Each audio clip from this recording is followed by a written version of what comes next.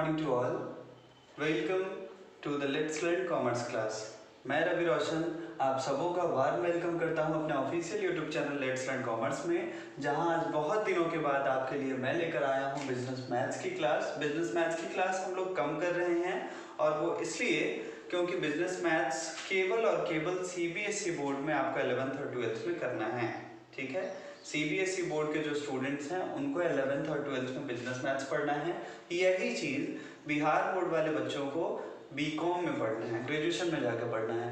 वैसे ये मैथ्स की क्लास है तो सबके लिए उतनी ही इम्पॉर्टेंट है, चाहे आप 11th में हो, चाहे आप कंपटीशन की तैयारी कर रहे हो।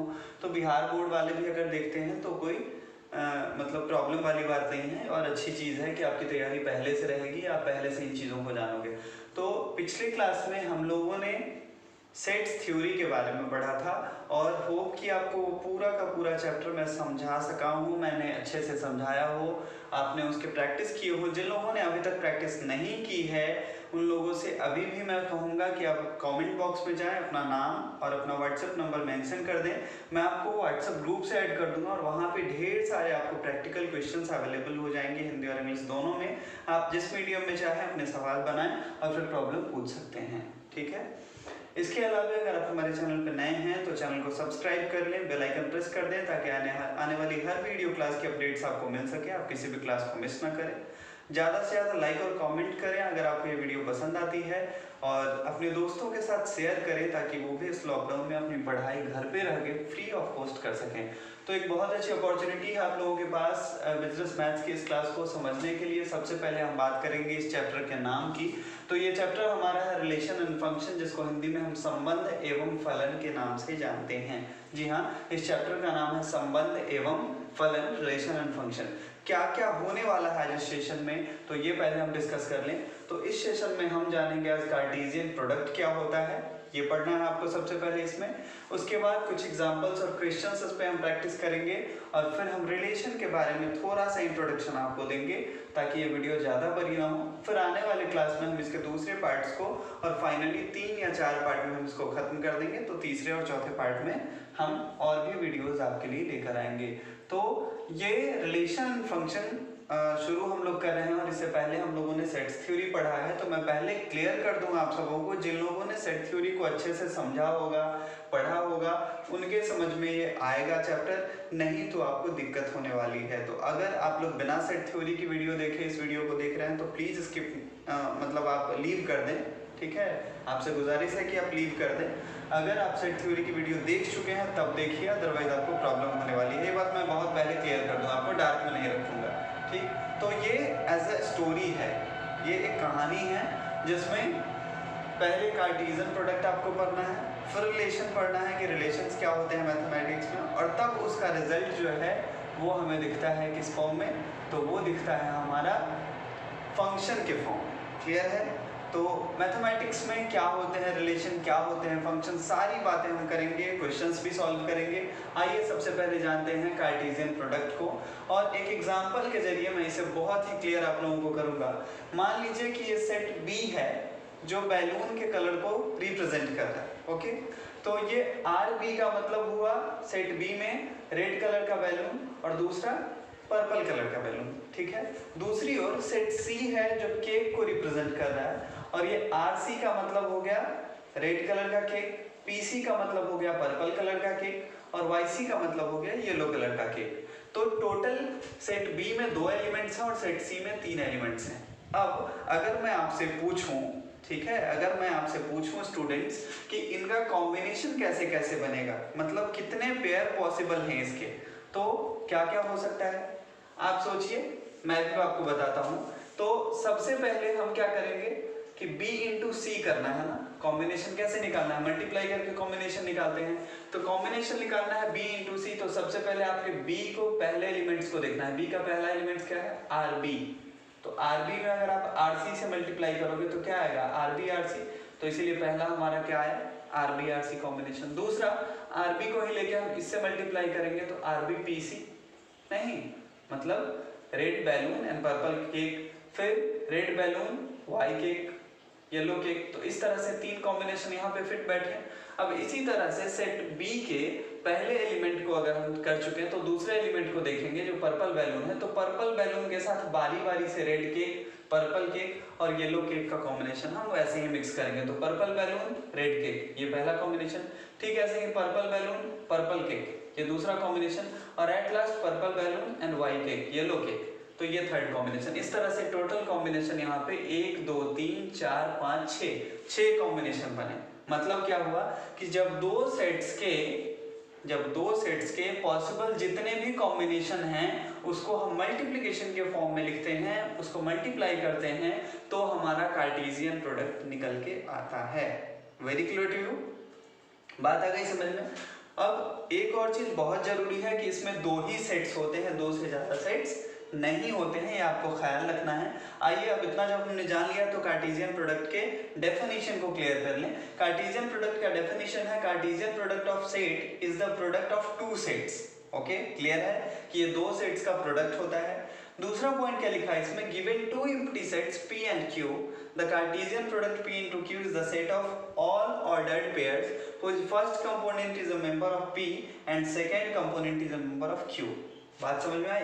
अब इसी एग्जांपल को मैं इस पे सेट करके आपको बताता हूँ कि यहाँ क्या लिखा है। मान लीजिए कि दो कोई सेट है, ठीक, सेट P और सेट Q।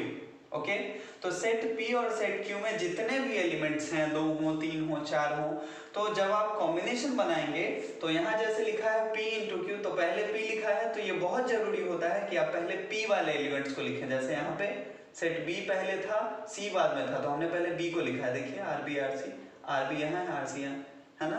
तो इसी तरह से कहा गया कि पहला कंपोनेंट जो होगा, उसका पहला एलिमेंट जो होगा वो कहाँ से होगा, पहले वाले सेट से, और दूसरा एलिमेंट कहाँ से होगा, RC जो मैंने यहाँ पे लिखा, देखिए ये दूसरा एलिमेंट दूसरे वाले, ठीक, दूसरे वाले सेट से। तो वही ये लिखा है कि दोनों में इन चीजों का ध्यान रखना बहुत जरूरी होता है। कुछ और पॉइंट्स हैं जो आप नोट कर सकते हैं। कौन कौन से पॉइंट्स आइए देखते हैं।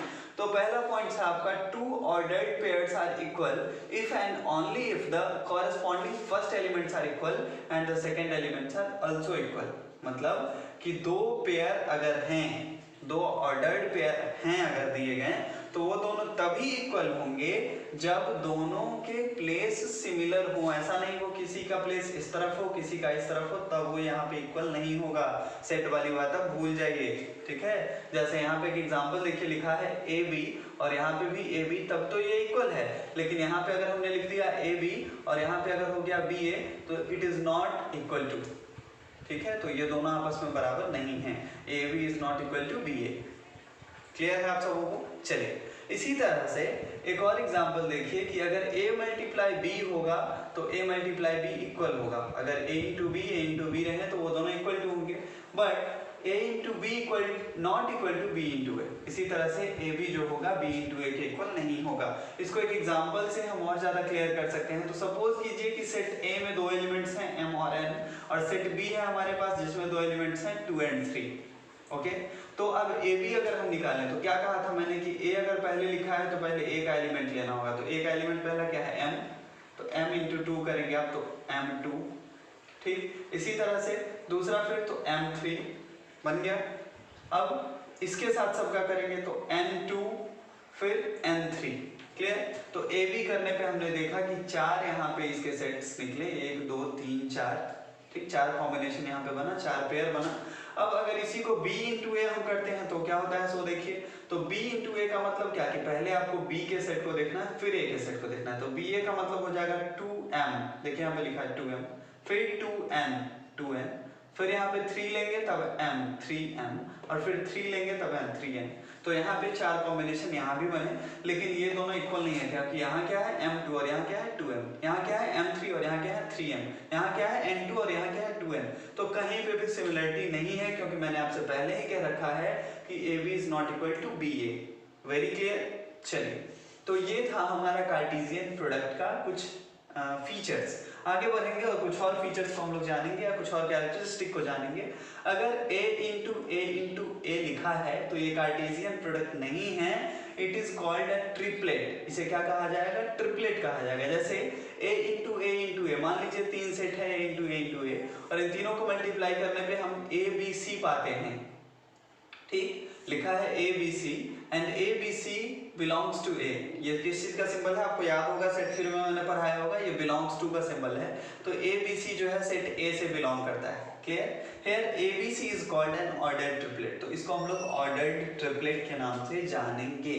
क्लियर है? ए में अगर हम मल्टीप्लाई करें किसी इनफाइनाइट सेट का तो रिजल्ट हमारा इनफाइनाइट सेट होगा, where A is a non empty set. जबकि ए क्या होना चाहिए? कोई नन एम्प्टी सेट। ऐसा नहीं कि एम्प्टी सेट हो, एम्प्टी सेट के साथ आप मल्टीप्लाई करेंगे तब तो रिजल्ट भी एम्प्टी हो जाएगा। ठीक है? तो ये नन एम्प्टी सेट होगा। कोई इनफाइनाइट सेट के साथ अगर ए का मल्टीप्लाई करेंगे तो रिजल्ट हमारा इनफाइनाइट सेट ही होगा। ठीक? इसका एग्जाम्पल आप ऐसे सोच सकते हैं, आपने पढ़ा होगा पहले, इंफिनिटी के साथ अगर किसी नंबर को मल्टीप्लाई किया जाता है तो रिजल्ट क्या आता है? इंफिनिटी। सो यहाँ भी इनफाइनाइट सेट के साथ अगर ए का मल्टीप्लाई करोगे तो रिजल्ट इनफाइनाइट सेट ही होगा। और अभी अभी मैंने दूसरा भी आपको बता दिया था कि ए को अगर हम एम्प्टी सेट के साथ मल्टीप्लाई करें तो रिजल्ट हमारा क्या होगा? एम्प्टी सेट होगा। जैसे जीरो के साथ किसी भी नंबर का मल्टीप्लाई कर लो, रिजल्ट क्या आता है? Zero, empty.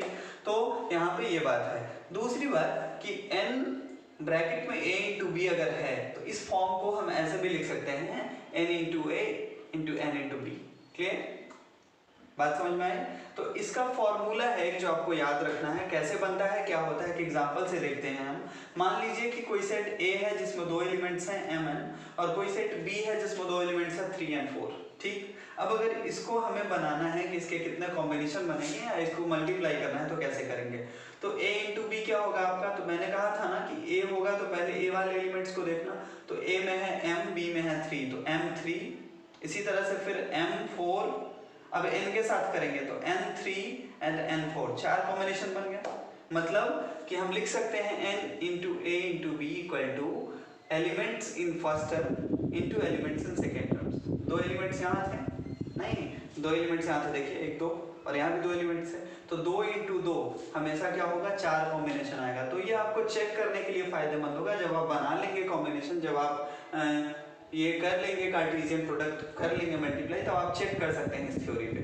ठीक? तो n into A into B equal to क्या होगा हमारा? 2 इंटू 2 इक्वल टू 4। क्लियर है? तो ये था हमारा कार्टेशियन प्रोडक्ट के कुछ प्रॉपर्टीज। आइए अब देखते हैं हम कुछ और। बाकी बची चीजें स्टूडेंट्स, एक और प्रॉपर्टीज रह गई हैं, और वो प्रॉपर्टीज है हमारा कि अगर 3 एलिमेंट्स हों, नंबर ऑफ एलिमेंट्स 3 हों, n into A into B into सी, तो यहाँ भी n bracket a into n bracket b into n bracket c। ठीक? ये हमारा मतलब प्रूव करने का, चेक करने का तरीका होगा। जैसे मान लीजिए सेट A में दो एलिमेंट्स हैं तो यहाँ लिखेंगे हम इसका वैल्यू 2, यहाँ भी 2 हैं तो यहाँ भी 2, और यहाँ भी 2 हैं तो यहाँ भी 2। तो 2 इंटू 2 इंटू 2 कितना हुआ? 4, 8, 2 टू जा 4 टू जा 8। तो इस तरह से टोटल नंबर ऑफ सेट्स या टोटल नंबर ऑफ कॉम्बिनेशन कितने निकलेंगे? 8 निकलेंगे। तो अब आगे हम कुछ क्वेश्चंस करने वाले हैं। 5 क्वेश्चंस होंगे हमारे, बारी बारी से उस क्वेश्चन को करेंगे और किसी ना किसी क्वेश्चन में ये भी मैं आपको प्रूव करके बता दूंगा। तो आइए पहले क्वेश्चन नंबर 1 की ओर मूव करें, जहाँ क्वेश्चन पूछ रहा है हमसे x equal to X Y Z. X कोई सेट है जिसमें एक्स वाई जेड एलिमेंट है, p कोई सेट है जिसमें स्मॉल p एलिमेंट है। तो आपको क्या करना है? एक बार x इंटू पी का निकालना है कार्टेशियन प्रोडक्ट, और दूसरी बार p इंटू एक्स का कार्टेशियन प्रोडक्ट निकालना है। तो आइए सबसे पहले हम x इंटू पी का कार्टेशियन प्रोडक्ट निकालते हैं। तो x इंटू पी, तो पहले x का एलिमेंट लेना होगा। तो देखिए x में क्या है? ये, तो x p पहला एलिमेंट, दूसरा एलिमेंट y p, तीसरा एलिमेंट z p। क्लियर है? चलिए मूव करते हैं हम अपने इसी क्वेश्चंस के अगले पड़ाव पे, जहाँ पे पूछ रहा है p इंटू एक्स क्या होगा। तो p इंटू एक्स बोल रहा है तो पहले हमें p का वैल्यू लेना पड़ेगा। तो p का वैल्यू क्या है? Small p। तो p x, फिर p y and then last p z।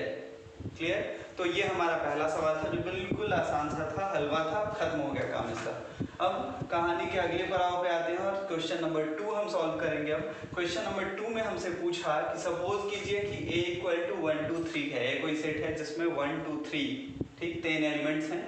b कोई सेट है जिसमें 3 और 4 दो एलिमेंट्स हैं, और c कोई और सेट है जिसमें 4 5 6 एलिमेंट है। फिर से सुन लीजिए, a कोई सेट है जिसमें 1 2 3 एलिमेंट है, b में 3 और 4 एलिमेंट्स है, और c में 4 5 6 एलिमेंट है।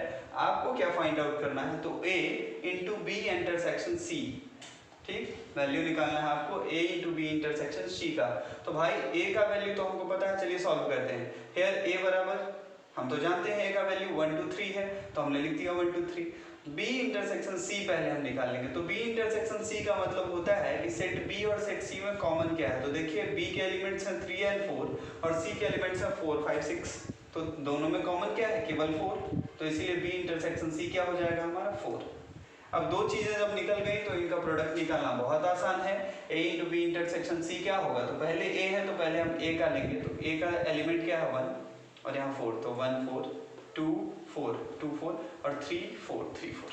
क्लियर है। तो इस तरह से ये तीन मेंबर्स या तीन एलिमेंट्स इसके निकल के हमारे आ गए, तीन प्रोडक्ट निकल के आ गए। क्वेश्चन नंबर 3 देखेंगे। क्वेश्चन नंबर 3 में है if z equal to 5 6 form the set z into Z into Z. ठीक, z का वैल्यू क्या है 5 और 6, आपको z इंटू जेड का कॉम्बिनेशन बताना है। तो यहाँ पे क्या होगा 5 इंटू 5 6 इंटू 5 6 इंटू 5 6, यही तो होगा 3 बार। तो एक बार क्या करेंगे हम, इसका पहला 5, फिर इसका पहला 5, इसका पहला 5, 5 5 5, फिर इसका 5, इसका 5 और इसका 6, 5 5 6, फिर इसका 5, इसका 6 और इसका 5, 5 6 5, फिर इसका 5, इसका 6 और इसका 6, 5 6 6, काम खत्म। 5 के साथ हमने कर दिया, अब 6 के साथ शुरू करते हैं। तो 6 5 5 यहाँ लिख दिया हमने, फिर 6 5 6 लिख दिया हमने। उसके बाद 6 6 5, ये वाला 6, ये वाला 6 और ये वाला 5, ओके, और लास्ट 6 6 6। तो इस तरह से इसके टोटल 8 कॉम्बिनेशन बनेंगे। और आइए अब हम चेक कर लेते हैं इस फॉर्मूले को या इस प्रॉपर्टीज को कि क्या ये फिट बैठता है यहाँ पे नहीं। तो चेक करने के लिए क्या बताया था मैंने आपको कि अगर n इंटू ए हो या ABC हो, जो भी हो, तीन अगर सेट हो, तो नंबर ऑफ एलिमेंट्स A में कितने थे 2, फिर ये भी तो 2 ही है, सब सेम है, तो 2 इंटू 2, फाइनली क्या आया 8। मतलब यहाँ पे आपको 8 कॉम्बिनेशन अगर आ गया तो समझिए कि आपका सवाल सही बना है, अदरवाइज आपका सवाल जो है क्या है, गलत है। तो चेक करते हैं हम, यहाँ से हमने सॉल्व किया था 1 2 3 4 5 6 7 और 8 आ गए 8 कॉम्बिनेशन। क्लियर है। तो प्रूव हो गया हमारा कि हमारा जो ये सवाल बना हुआ है वो सही है। अगले क्वेश्चन की ओर मूव करेंगे और क्वेश्चन नंबर 4 है हमारा, if r is equal to the sets of all real numbers. r जो है उसमें क्या है, तो सारे रियल नंबर्स के सेट हैं। ठीक, तो आपको क्या पूछा, तो what do the Cartesian product r into r and r into r represent. मतलब एक बार आपको निकालना है r इंटू r का वैल्यू और दोबारा निकालना है आपको r इंटू r का वैल्यू। तो सबसे पहले r जो है वो क्या है हमारे, यहाँ से हम सॉल्व करते हैं क्वेश्चन को। r क्या है, तो r का वैल्यू अगर a माने हम, जो a क्या है, एक रियल नंबर है, इसलिए मैंने लिख दिया a बिलोंग्स टू r, मतलब रियल नंबर।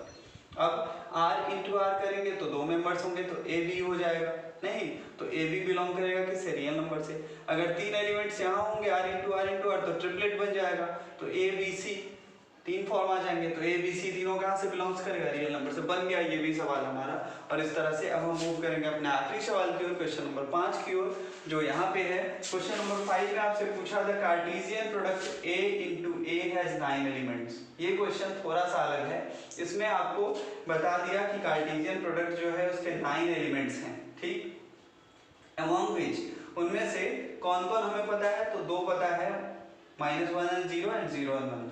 आपको बाकी के 7 और एलिमेंट्स पता करने हैं और साथ ही आपको पता करना है कि सेट A जो है वो क्या है। ठीक, तो चलिए हम मूव करते हैं अपने सॉल्यूशन की ओर। यहाँ सबसे पहले हम लिखेंगे since n into a equal to 9। हमें पता है कि a into a equal to कितना है, 9 एलिमेंट्स है, क्वेश्चन में गिवन है, तो हमने इसे लिख दिया। अब इसको अगर हम लोग तोड़ें तो ऐसे लिख सकते हैं n bracket a into n, फिर से दोबारा ब्रैकेट a इक्वल टू 9। ठीक, तो दोनों सेम है ना, देखिए ये भी सेम ये भी सेम, तो दो नंबर सेम है। तो मान लीजिए अगर x है तो x स्क्वायर बराबर 9। ठीक, तो x बराबर √9, मतलब n इंटू a बराबर कितना होगा, 9 किसका वर्गमूल है, किसका स्क्वायर रूट है, 3 का। तो इसीलिए 9 इंटू a इक्वल टू क्या हो जाएगा, 3। बात आ गई समझ में। मतलब इसमें 3 एलिमेंट्स हैं इस सेट में हमारे। तो दो तो हमें पता है, -1 और 0। तीसरा क्या होगा, तो तीसरा क्या होगा आइए देखते हैं। तो -1 भी है 0 भी है, तो अब क्या होगा तीसरा एलिमेंट हमारा, तो तीसरा एलिमेंट हमारा 1 होगा। ठीक, अब a इंटू a निकालना है हमें फाइनली। चेक करते हैं कैसे निकलेगा। तो a इंटू a देखिए कैसे होगा। तो पहले -1 को हम दो बार लिखेंगे, -1 के साथ -1 का कॉम्बिनेशन, फिर उसके बाद -1 का 0 के साथ कॉम्बिनेशन, फिर -1 का +1 के साथ कॉम्बिनेशन। ठीक है, अब इसकी बात खत्म करते हैं, अब इसके साथ शुरू करते हैं। तो 0 का 0 के साथ कॉम्बिनेशन, फिर 0 का -1 के साथ कॉम्बिनेशन और एट लास्ट 0 का +1 के साथ कॉम्बिनेशन। 3 सेट यहाँ भी बना।